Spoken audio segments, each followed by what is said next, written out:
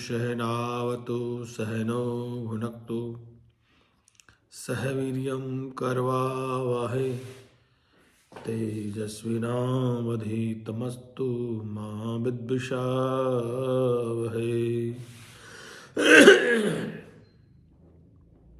ॐ चैतन्यं शाश्वतं शान्तव्योमातीतं निरञ्जनं नादबिन्दुकलातीतं तस्मै श्रीगुरुवे नमः।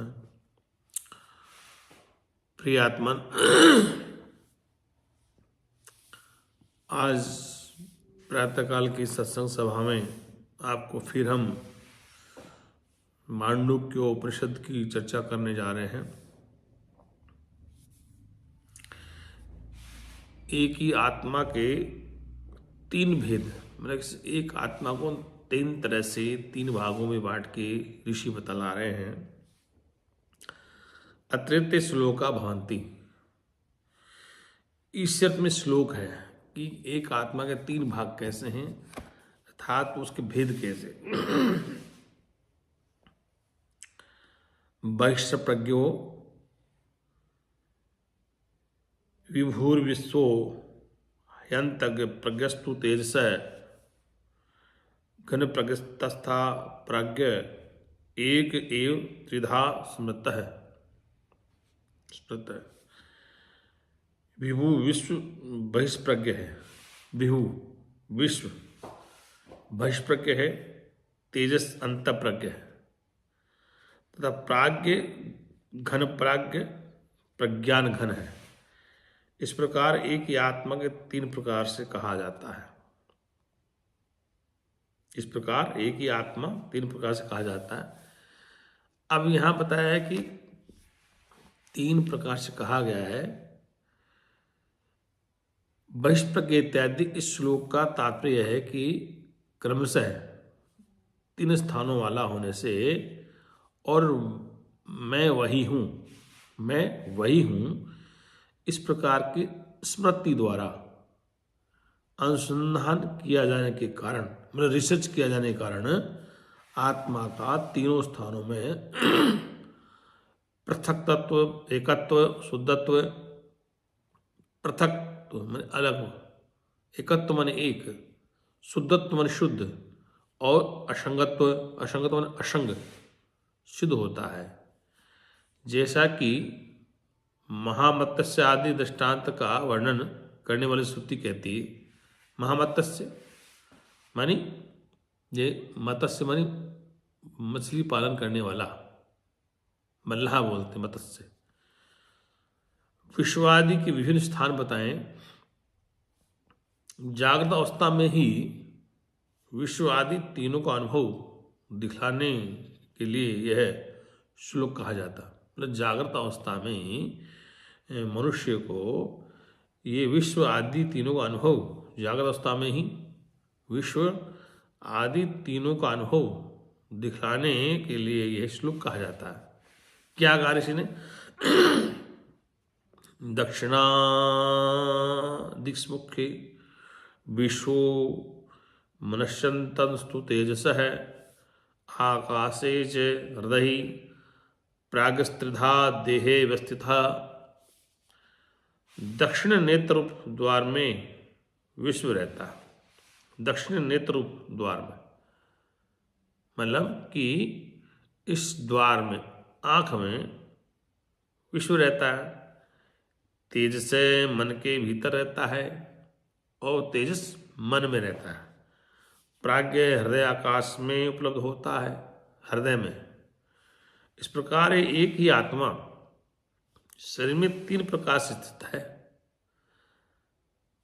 जिस प्रकार किसी नदी में रहने वाला कोई बलवान मत्स्य मत्स्य मल्लाह उसके प्रवाह से विचलित न होकर, नदी के प्रवाह से विचलित न होकर, न घबरा के उसके दोनों तटों पर आता जाता रहता है। क्योंकि वो मल्लाह तैराक भी है, सब कुछ जानता है, तो वह उस नदी के इस छोर से उस छोर तक जाता आता है बिना किसी हिचकिचाहट। किंतु उन दोनों तटों से पृथक होने के कारण, नदी के तट अलग अलग, उनसे अलग है मल्लाह, पृथक होने के कारण उनके गुण दोषों से युक्त नहीं होता। तट पे पानी आ रहा है जा रहा है, उससे प्रभावित नहीं होता, क्योंकि नदी के तट अलग है, मल्लाह अलग है। तथा जिस प्रकार कोई बड़ा पक्षी आकाश में स्वच्छंद गति से उड़ता है रहता है, उसी प्रकार स्वप्न और जागृत दोनों स्थानों में संचार करने वाला आत्मा एक असंग और शुद्ध है। इस प्रकार से आकाश में पक्षी स्वच्छंद उड़ता है, उसी प्रकार स्वप्न और जागृत दोनों स्थानों में संचार करने वाला आत्मा एक असंग और शुद्ध है। ऐसा मानना उचित ही है। देखिए बृहदारण्यकोपनिषद कहती है इस बात के लिए, बृहदारण्यकोपनिषद कहती है, क्या कहती है? दक्षिणामक्षे मुखम तस्मिन् प्रधानेन दृष्टा स्थूलानां विश्व अनुभूतये इंधो अहवे नामेश यो अयम दक्षिणी अन्मुख पुरुष है। यहाँ ये समझना है कि जैसे दक्षिण नेत्र ही मुख्य उपलब्धि का स्थान है, उसी में प्रधानता से स्थूल पदार्थों के साक्षी विश्व का अनुभव होता है। ये जो दक्षिण नेत्र में स्थित पुरुष है, इंद्र नाम से है। इस श्रुति से भी यही प्रमाणित होता है कि दीप्ति गुण विशिष्ट वैश्वानर को इंद्र कहते हैं। ये शास्त्रीय भाषा है। आदित्यांतर्गत विराज संज्ञक आत्मा और नेत्रों में स्थित साक्षी, ये दोनों एक ही हैं। यह स्पष्ट कहा गया है कि आत्मा आदित्यांतर्गत विराज संज्ञक आत्मा और नेत्रों में स्थित साक्षी, ये दोनों एक ही हैं। अब शंका यहाँ कर रहे हैं कि हिरण्यगर्भ अन्य है तथा दक्षिण नेत्र में स्थित नेत्रेंद्रिय नियंता और साक्षी देखा स्वामी क्षेत्र के अन्य है। शंका की गई कि क्या हिरण्यगर्भ अन्य है तथा दक्षिण नेत्र में स्थित नेत्रेंद्रिय का नियंता और साक्षी देह का स्वामी क्षेत्र के अन्य है, उन दोनों की एकता कैसे हो सकती? इसका समाधान क्या है? न स्वातो, समाधान क्या है? ऐसा नहीं है, ऐसी बात नहीं है, क्योंकि उनका स्वाभाविक भेद नहीं है माना गया है, क्योंकि संपूर्ण भूतों में एक ही देव छिपा हुआ। इसलिए श्रुति का सिद्धांत है श्वेताश्वोपनिषद कहती है, एको देव सर्वभूतेषु गूढ़ है, एको देव सर्वभूतेषु गूढ़ है। इस श्रुति के अनुसार फिर गीता में कह दिया श्रुति, क्षेत्रज्ञम चापि मां विद्यम सर्व क्षेत्रेषु भारत अभिव्यक्तम च भूतेषु व्यक्तमिव च स्थितम। ये गीता में कह दिया। कृष्ण अर्जुन से कहा है कि हे भारत, समस्त क्षेत्रों में क्षेत्र के मुझे ही जान, विभक्त न होकर वियुक्त के समान स्थित है इत्यादि स्मृतियाँ भी कहती हैं। ये बात सिद्ध होती है कि संपूर्ण इंद्रियों में समान रूप से स्थित होने पर भी दक्षिण नेत्र में उसकी उपलब्धि का स्पष्टता देखने से वही विश्व का विशेष रूप से निर्दिष्ट किया जाता है। अब यहाँ कहा कि दक्षिण नेत्र से जीवात्मा रूप को देखकर फिर नेत्र मूंद मन में उसका स्मरण करता हुआ, आंखें बंद करके और उसी का स्मरण करता हुआ वासना रूप से अव्यक्त उसी रूप का स्वप्न में उपलब्ध की तरह दर्शन करता है। जिस प्रकार इस अवस्था में होता है ठीक वैसा ही स्वप्न में होता है। तदेव वासना रूपाव्यक्तम पश्यति यथात्र तथा स्वप्ने अतो मनश्चतंतस्तु तेजोपि विश्व एव। आचार्य शंकर भाष्य कर रहे, इसलिए ये जागृत में स्वप्न ही है। अतः मन के भीतर स्थित तेजस ही विश्व है। अतः मन के भीतर स्थित तेजस ही विश्व है। अतो मनश्चतंतस्तु तेजोपि विश्व एव।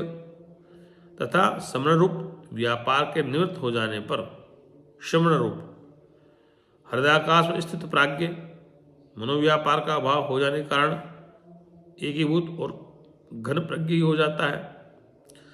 दर्शन और स्मरण ही मन का स्फुरण है। मन का फुरना क्या? दर्शन और स्मरण। उनका अभाव हो जाने पर जो जीव का हृदय के भीतर ही उनका अभाव हो जाने पर जो जीव का हृदय के भीतर ही निर्विशेष प्राण रूप से स्थित होना, हृदय में प्राण रूप से स्थित है, वही जागृत में सुसुप्ति, वही जागृत में सुसुप्ति है, वही जागृत में सुसुप्ति है। प्राण ही इन सबको अपने में लीन कर लेता है। इस स्तुति से यही प्रमाणित होता है मन स्थित होने के कारण तेजस ही हिरण्यगर्भ है।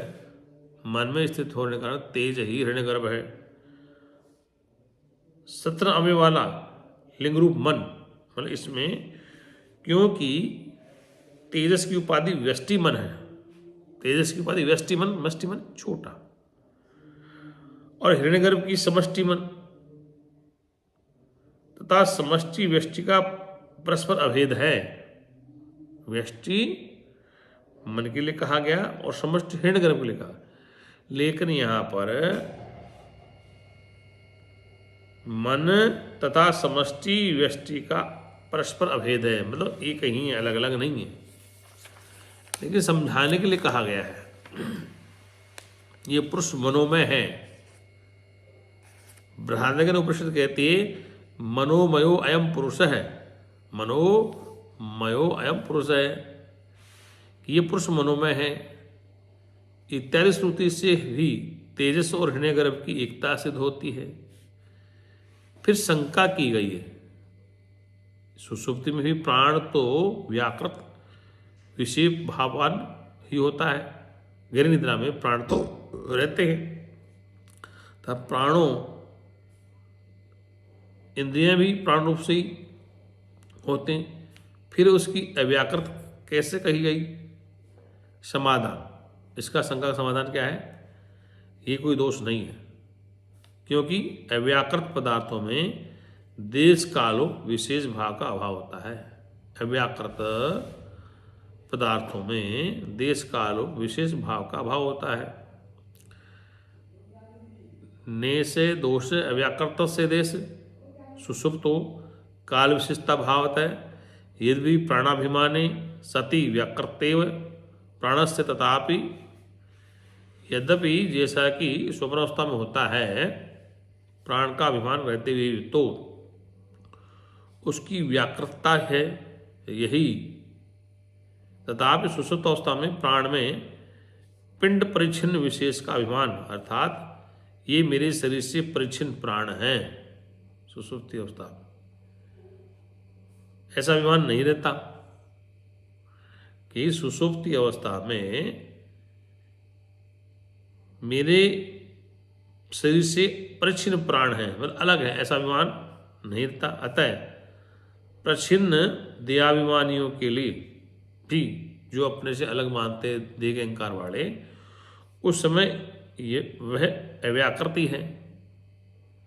जिस प्रकार प्राण का लय, श्वास का लय अर्थात मृत्यु होने पर प्रच्छिन्न देहाभिमानियों का प्राण अव्याकृत रूप में होता है, रहता है, उसी प्रकार प्राणाभिमानियों को भी प्राण की अविशेषता प्राप्त होने पर उसकी अव्याकृतता और प्रसव बीज रूपता वैसी ही है। अतः अव्याकृत और सुषुप्ति इन दोनों अवस्थाओं का साक्षी भी अव्याकृत अवस्था में रहने वाला एक ही चेतनात्मा है। प्रचिन्न हो देहों के अभिमान और उनके साक्षियों की उसके साथ एकता है। अतः प्राज्ञ के लिए एकीभूत है प्रज्ञान घन, एकीभूत है प्रज्ञान घन आदि पूर्वोक्त विशेषण उचित ही हैं। एकीभूत है प्रज्ञान घन विशेषतः इसलिए भी क्योंकि इसमें अध्येय अव्याकृत और अध्यात्म प्राज्ञ की एकता रूप उपयुक्त हेतु ही भी विद्यमान है। शंका, किंतु यह शंका की है अव्याकृत प्राण शब्दवाच्य कैसे हुआ? अब समाधान, हे सौम्य मन प्राण के ही अधीन है। प्राण बंधनम ही सौम्य मन, ये छांदोग्योपनिषद में कहा है। प्राण बंधनम ही सौम्य मन, यह सौम्य मन प्राण के ही अधीन है। श्रुति, इस श्रुति के अनुसार शंका, किंतु वहां तो सदैव सौम्य, इस श्रुति के अनुसार प्रसंग प्राप्त सद ब्रह्म ही प्राण शब्द का वाच्य है। ननु तत्र सदैव सौम्य छांदोग्योपनिषद इति प्रकृतम सदब्रह्म प्राण शब्द वाच्यम। समाधान, वहां ये दोष नहीं हो सकता क्योंकि उस प्रसंग में सदब्रह्म की बीजात्मकता स्वीकार की है, यद्यपि वहां प्राण शब्द का वाच्य सदब्रह्म है, प्राण शब्द का वाच्य शब्द ब्रह्म है। तथापि जीवों की उत्पत्ति की बीजात्मक एकता का त्याग न करते हुए, जीवों की उत्पत्ति की बीजात्मकता का त्याग न करते हुए ही उस सदब्रह्म में प्राण शब्दत्व और सत्य शब्द का वाच्यत्व माना गया है, मतलब उसमें वाच्य माना गया है। यदि वहां सत्य शब्द से निर्बीज ब्रह्म कहना